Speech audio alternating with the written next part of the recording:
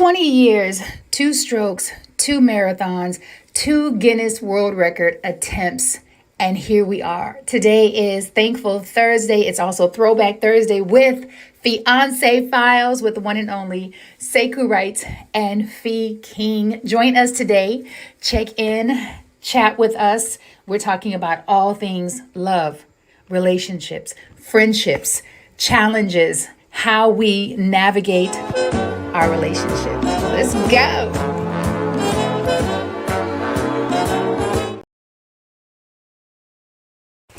20. Oops. Sorry, folks.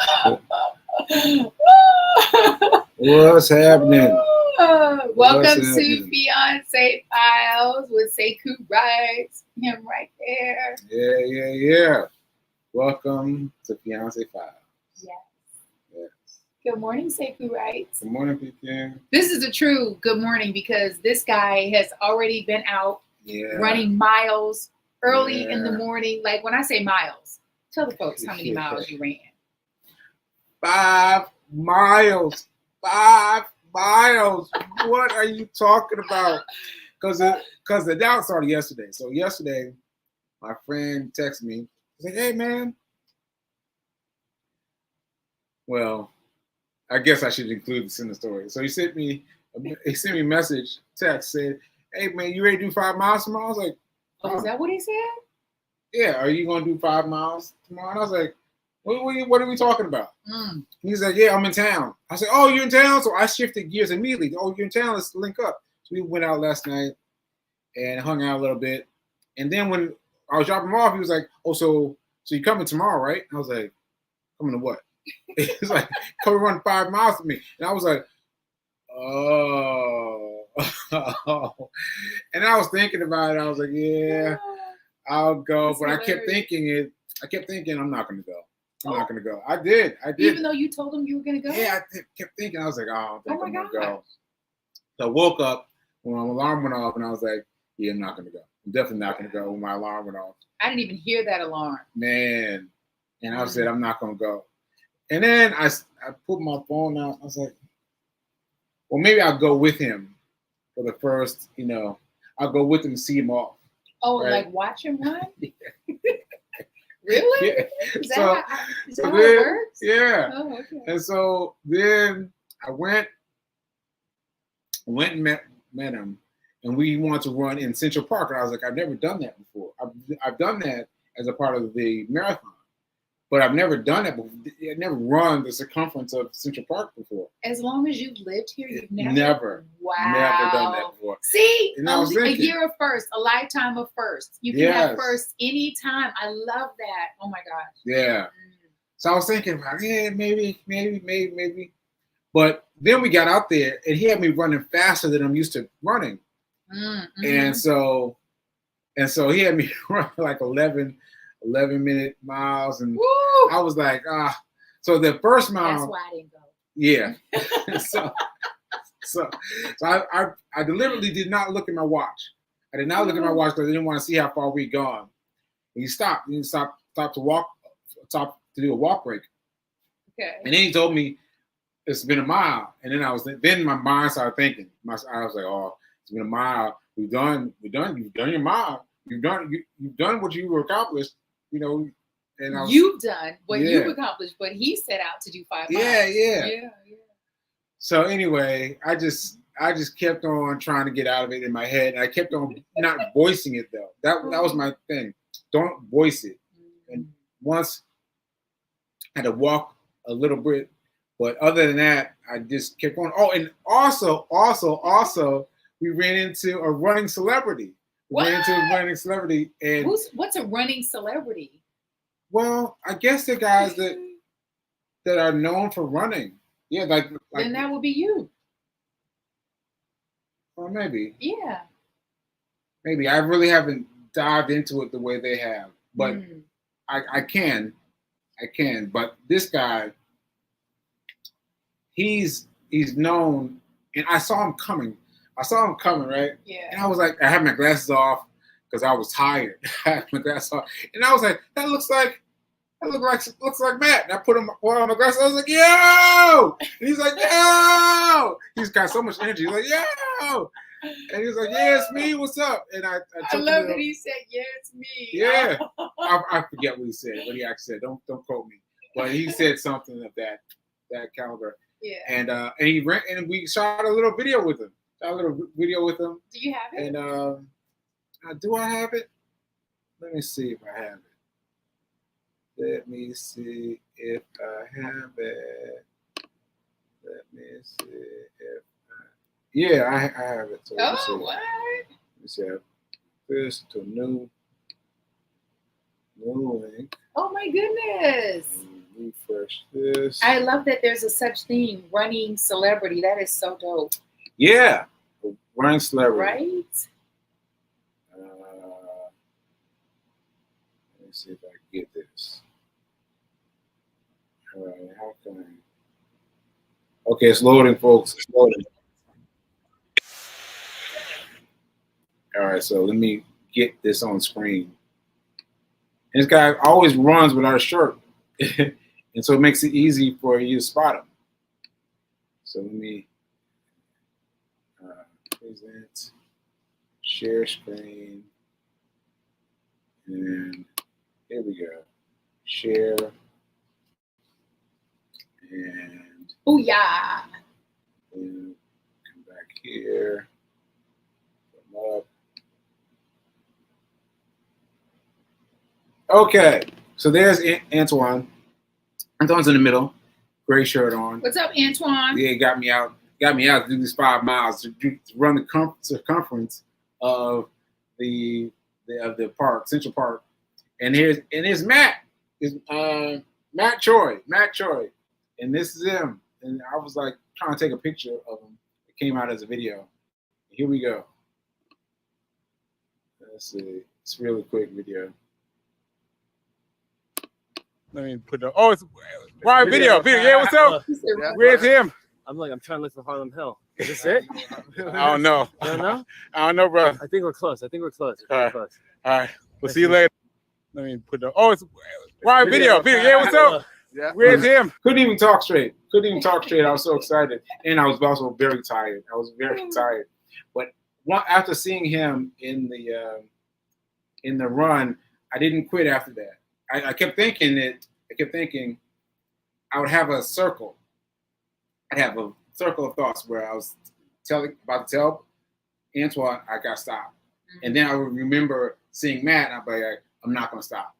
And I kept just going. And I made it to 5 miles, 5.9 miles. 5.9 miles. Wow. That's crazy. You know what I love about that story is you never know who's watching. Yeah. And you never know. We never know who we're inspiring and influencing. Yeah. Because oftentimes we'll be outside running and someone will zip past us. And it's not competition. That person inspires both of us to jog a little faster, or at least have moments where we'll pick up our pace, because it's so exciting to see someone with that much energy. I did a post last night actually, while you were asleep, of Sha'Carri Richardson running. Did you see it? No, I've heard about her. She just qualified. Yeah, she's going to Paris for the Olympics. Yeah. So she's technically the fastest woman in the world. We don't really know what that means, because Americans always think that we're the fastest and the best in the world. And it could just be the USA. The girl's fast though, right? It's fast. And so I did a side-by-side with her killing it and with us jogging. Because in my mind, I can still run that fast. I think not. And I remember watching a video with Kevin Hart racing an NFL player. And he just came out the gate running hard and fast and pulled his hamstring. Oh, wow. And he was like, "Why? I don't know why I did that." And everyone kept saying, like, pace yourself.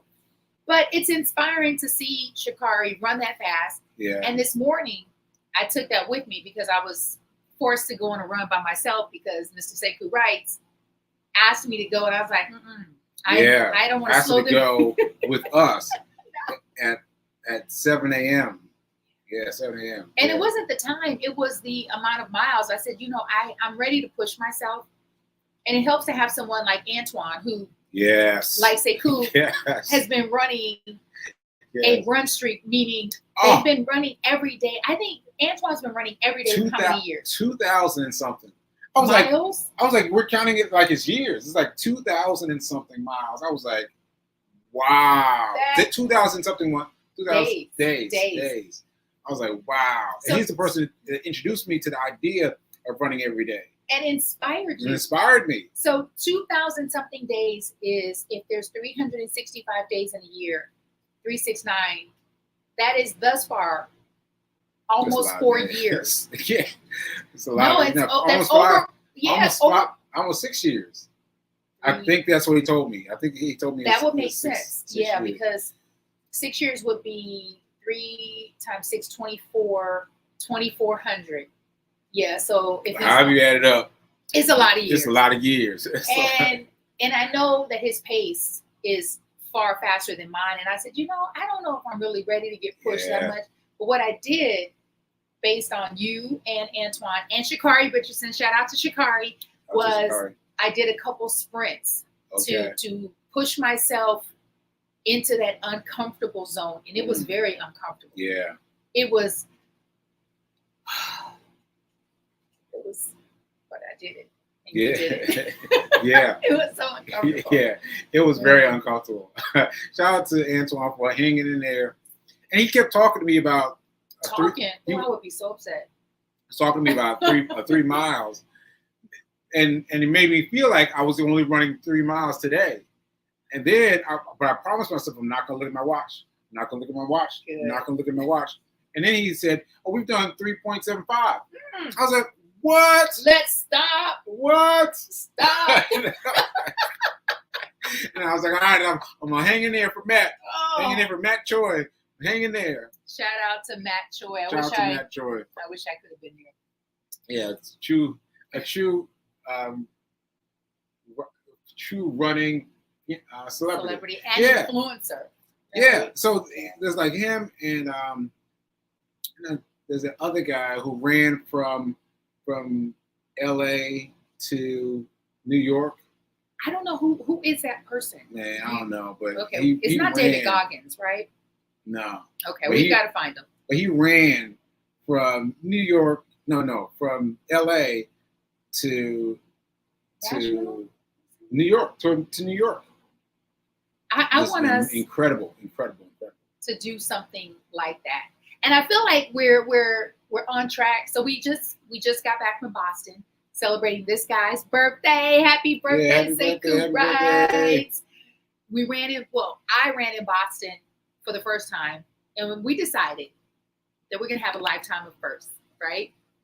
And so the lifetime of first, it's something that you might want to wrap your mind around and ask yourself, what can I intentionally engage myself in, whether it's you solo, single, or with your partner, to have some first. We rode the train to Boston for the first time together, which was super dope. Moynihan train station in New York City is sexy. Yeah, it is. It's just sexy. Nice. It's a very nice train station. Right? It's like you could just go and have a whole date. Just chill. At the train station, it is that sexy. It is that modern, great food. Oh my goodness. Amazing coffee, shops, bookstores, everything. Yeah. We get to Boston and it's a full-fledged rainstorm and it's cold. I was like, what?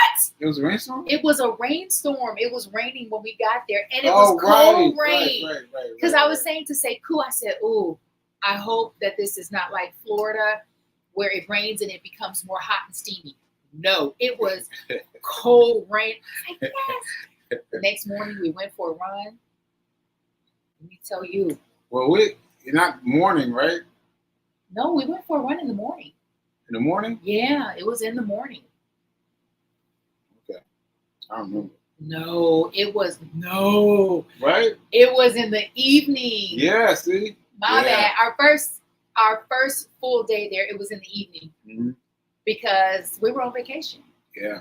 And when you're on vacation, though, you get to continue to work out and you get to continue to challenge yourself. You get to continue to have first. But baby, that humidity, I was like, I'm struggling.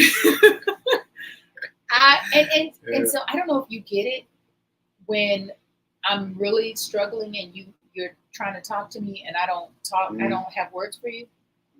You know why? Do you understand what's going on with me? Well, you said you're struggling. Okay, but you keep talking to me. I'm trying to help you get through it. That doesn't. That does not help me at all. Okay. All right. See the things you don't know about your partner until you have a communication, until you communicate and have a conversation.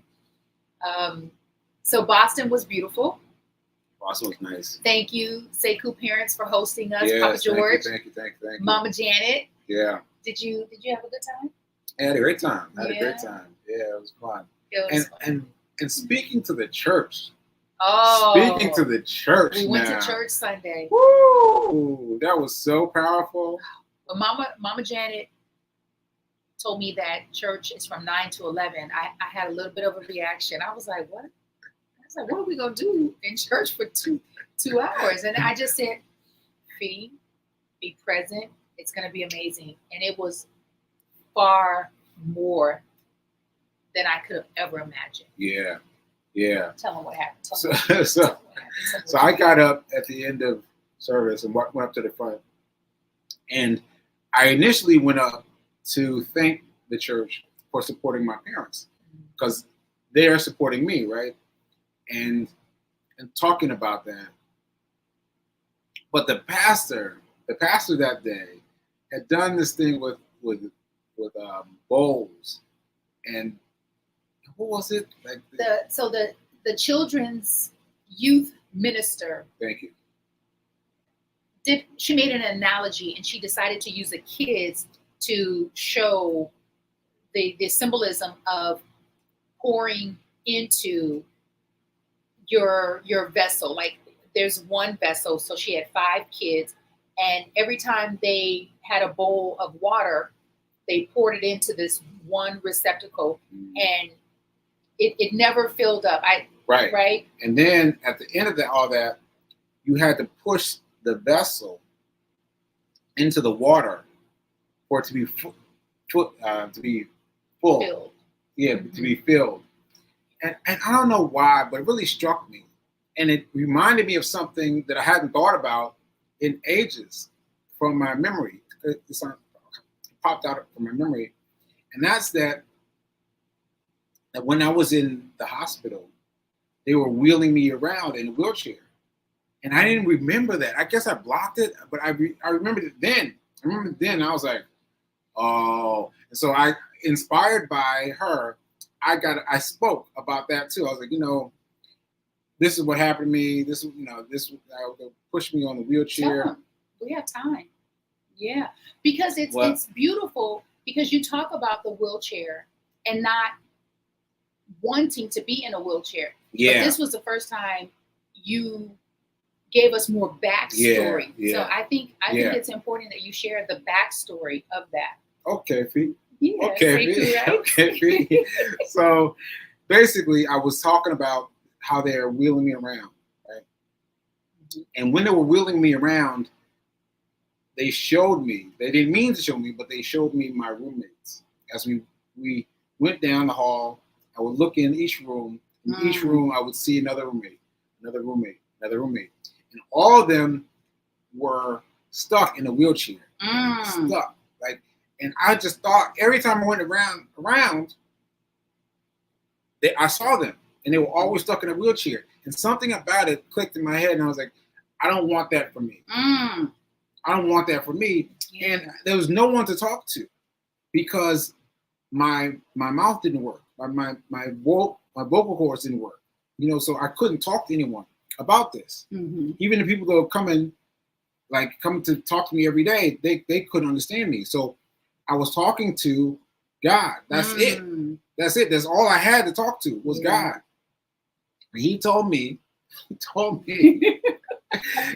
to hide the wheelchair. And I was like, nah, I'm gonna ask for something else. I'm gonna ask for something else because I don't know about that. And then he kept on. He kept on. I kept on having this idea of hiding a wheelchair just popped into my brain. And I was like, and then I did it. And I folded up the wheelchair, put it in the crack and put it up. And then after a while, I got used to that. And then they brought me a cane. And then the cane, same thing with God. I was like, Lord, I don't want to walk with this cane. And he said to hide the cane. I was like, oh, okay, let's hide the cane. So I hide the cane everywhere. You're just in the hospital hiding stuff. Yeah, hiding stuff. And then that made them walk me. I remember this so specifically. There was one Asian woman. She came in. She said, "So where's your cane?" And I was like, Now mind you, I couldn't speak. And she was like, "So you don't have a cane?" I was like, right. And she was looking at me with a hard face, like, okay, let's walk then. And she put all this stuff on me, like this, like a baby carriage, like where she can kind of She put all that stuff on me and took me out to walk. And it was just the floor. It was just the floor, but it was so hard. It was so hard. I didn't have anything to hold on to. And I was like, it was hard. It was hard. But while I was walking, I was looking and seeing those same people, my roommates, stuck in their wheelchairs. And every time I would look, they would give me a few more feet. Look in, I see them stuck in a wheelchair, and I fight a little more. And I barely got around, and then I was like, holding on to the door. I was holding on to the door, trying to get to the bed. She's like, "Come on, you're not finished." I was like, "I'm tired." I couldn't speak. I was like, in your mind, right? And I made it. That goes back to my point: how you never know how you're influencing or inspiring someone. So those people in the hospital, who were stuck in wheelchairs, had no idea that they were inspiring you. Yes. Just by their state, just by their beingness, they're inspiring you. Yeah, for sure. And imagine how many people watch you, see you, hear you when you share your story, whether you're on stage or whether you're in front of the camera. How many people are listening to your story and being inspired to do more? There was a woman after his what do you call it? Standing ovation. After his standing ovation, I didn't see Standing ovation was incredible. By the way, it was incredible. I cried. I did. He did, and I captured it on video. And I was just like, I don't know. This might not be appropriate in church, but I think it is, because they're now doing virtual church and they had cameras. So I was like, I think it's okay if I film this moment. Sure. He goes outside. We don't know that he goes outside. I went outside because I had to let my feelings settle, because it was so strong. It was so strong, and people kept coming up to me saying, "Thanks for your testimony. Thanks for your testimony." Like left, right, and I was like, "Okay, I got to get out. I got to get out for a second." And I went outside just to catch my breath, And then when you start to say something. Yes, I was about to say. Yeah. He goes outside to gather his emotions. A woman followed him out, and her son is a member of the church, and he was just kind of reflecting, and basically she went over to him and she thanked him and asked if she could hug him, and she starts crying because she said, "You made me realize the small things that are going on in my life are so small compared to what you've experienced, and that if you can get past a stroke," she said, first of all, and that was the common thread from everyone that I heard and saw come up to him say, you don't look like. And I said, it's a blessing that you don't look like what you've been through. It's a blessing that he no longer looks like what he's been through. She gave him a hug. She starts crying and she just thanked him. And then, another. I just got to emphasize this woman. because she was leaving. She didn't follow me. She was leaving. Oh, okay. She saw me. She saw me and she said, and that's it. And she froze like that. And I was like staring at her. And she's just sitting there quiet with her eyes closed. And when she opens her eyes, she's crying. She's like, "Can I just hug you?" And I was like, "Oh my goodness, oh my goodness!" And I just came up and hugged her. We hugged each other for a while, and then she was able to gather herself and say what she wanted to say. So give me a choke right now. Give me a choke. Yeah. But she really moved me. But of everyone, she really moved me. Just like she said that she was going through some things. She was going through some pain. But they weren't anything compared to what I dealt with. They weren't anything compared to what I dealt with and what I survived and what I transpired. So now she feels like she can do anything. She can do anything that she can do. So that really moved me. That really moved me. Yeah, she really got me. So many. Shout out to Bethel AME Church in Boston. Yeah. Beautiful congregation, inspiring service. There was another woman who was leaving, and this woman is a 2-time cancer survivor. Gigi, yeah. She's written 2 books. Yeah. Gigi was like 75, and I was like, what? Yeah. Gigi is beautiful. Yeah.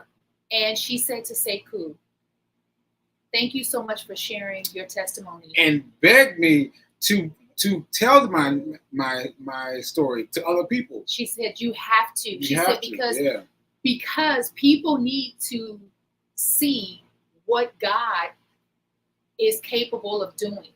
And that is why people share their stories, whether you share it in the form of being a comedian, because a lot of comedian stories, their comedy it's rooted in tragedy. Yes. And I was telling Sekou, I said, if Richard Pryor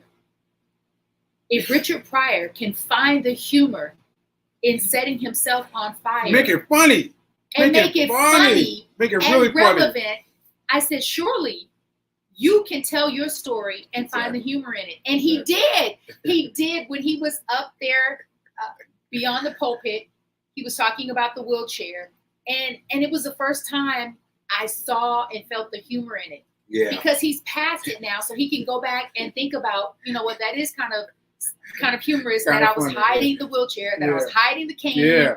And I drove them crazy. They put a robot in my room to watch me, to keep his eyes on me. They went through all kinds of stuff to stop me. Having conversations with your friend, like, can you, So, I think we must tell our stories. Yeah. We must tell our stories, and we must use our stories to inspire other people, to motivate other people, to encourage other people, and to equip you for when life hits you, because life is going to hit you. It hits all of us. It may not be a stroke. God willing, it won't be. It's going to be something, though. It's going to be something. It's going to be something. Something's going to happen. Yeah. Something's going to happen. Yeah. You got to be ready for it. Yeah. You got to be ready for it. Yep. Ashe. So that's it for today. All right. And now is better than perfect. Now is better than perfect. Now is better than perfect. Ashe. Shout out to Antoine. And New Thought Media also. And New Thought Media. Yeah. Yes. All right. We'll see you guys later. Peace.